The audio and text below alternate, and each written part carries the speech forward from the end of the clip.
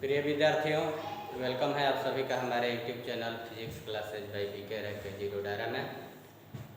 आज प्रकाश का ध्रुवन चैप्टर जो कि 12th क्लास का एक चैप्टर है, उसका तीसरा वीडियो हम आपके सामने प्रस्तुत कर रहे हैं और इसमें हम केवल न्यूमेरिकल बताएंगे, है ना।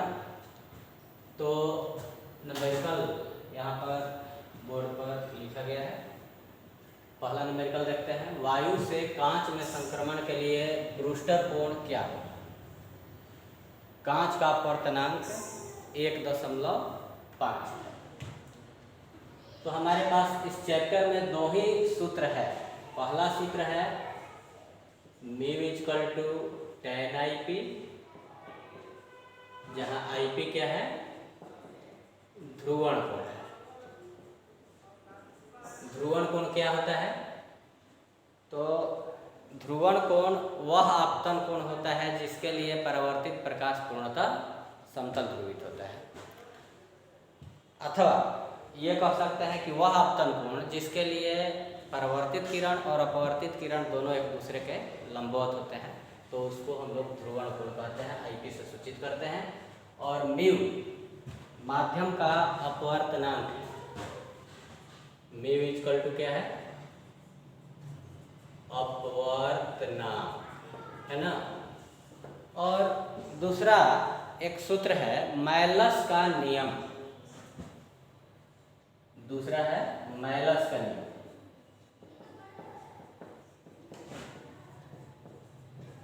और मैलस का नियम में है I' = I cos²θ, जहाँ थीटा जो है आपतित समतल ध्रुवित प्रकाश के विद्युत वेक्टर के कंपन की दिशा और पोलराइड के प्रकाशिक अक्ष के बीच का कोण है। I आपतित प्रकाश की तीव्रता है और I' निर्गत प्रकाश की तीव्रता है। तो यही दो सूत्र है और इसी दो सूत्र से इस चैप्टर के सारे न्यूमेरिकल सॉल्व किए गए हैं। ठीक है, अब हम देखते हैं पहला न्यूमेरिकल। वायु से कांच में संक्रमण के लिए ब्रूस्टर कोण है कितना? तो ब्रूस्टर कोण निकालना है। ब्रूस्टर कोण क्या है? तो पहला का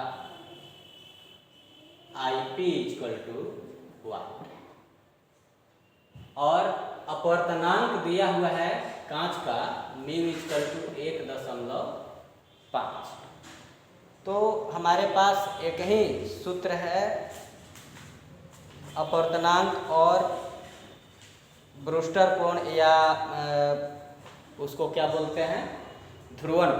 ब्रूस्टर कोण और ध्रुवण कोण के बीच संबंध बतलाने वाला, और वह है μ = tan IP, है ना।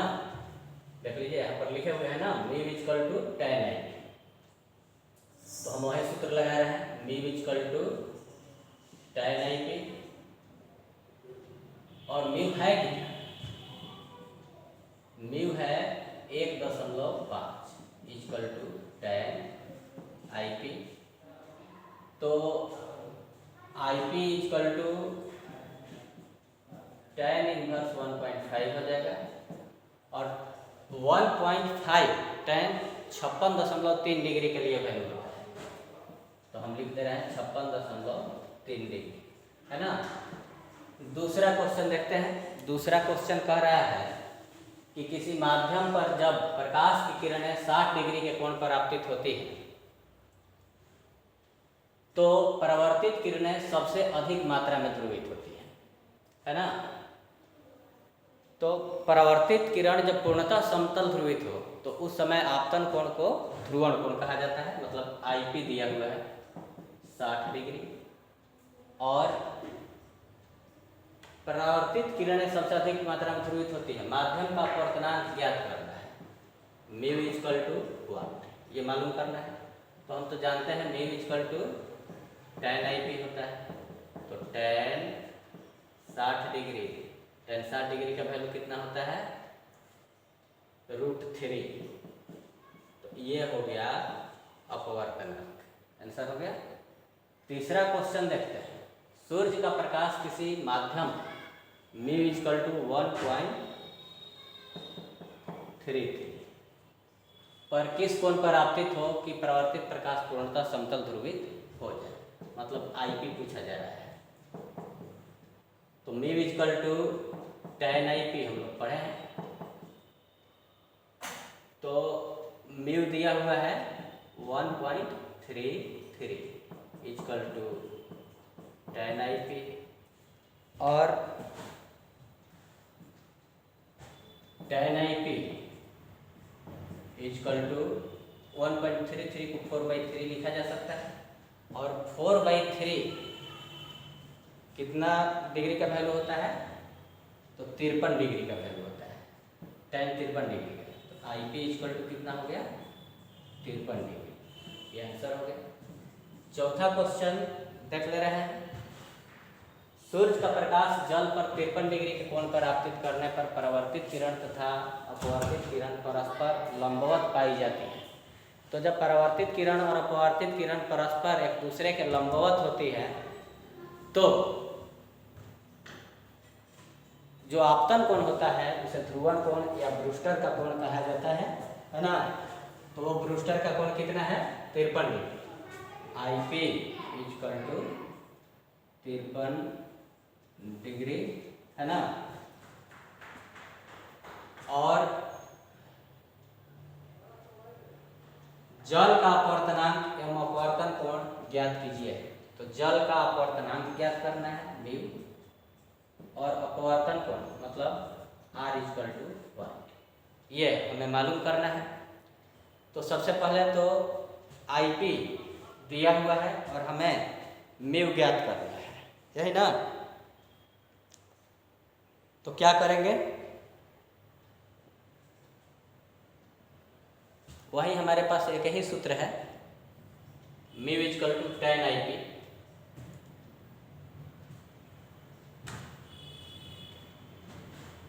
तो mu equal to tan IP होता है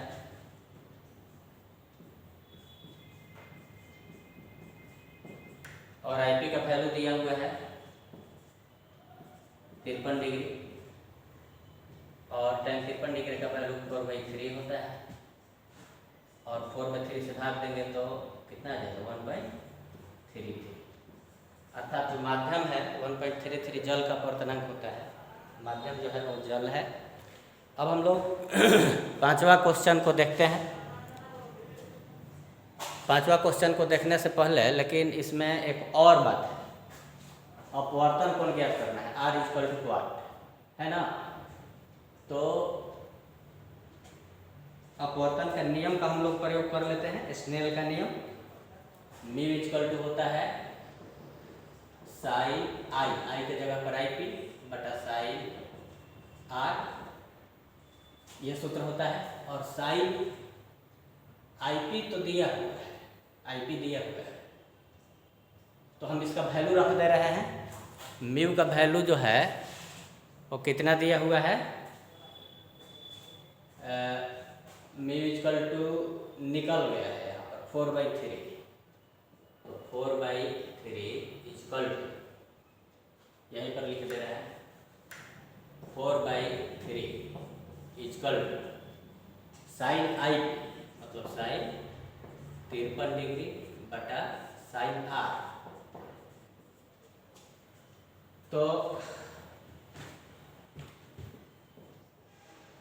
साइन R इक्वल टू कितना हो जाएगा 3/4 साइन 53 डिग्री और साइन 53 डिग्री का वैल्यू होता है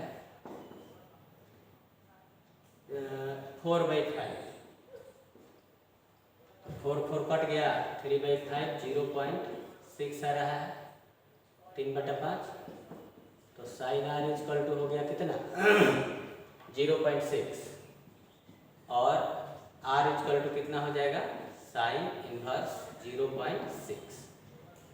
तो 0.6 कितना डिग्री, साइन कितना डिग्री का मान आता है, इसके लिए तो साइन का टेबल लिखना पड़ेगा, तो इतना पर भी छोड़ सकते हैं।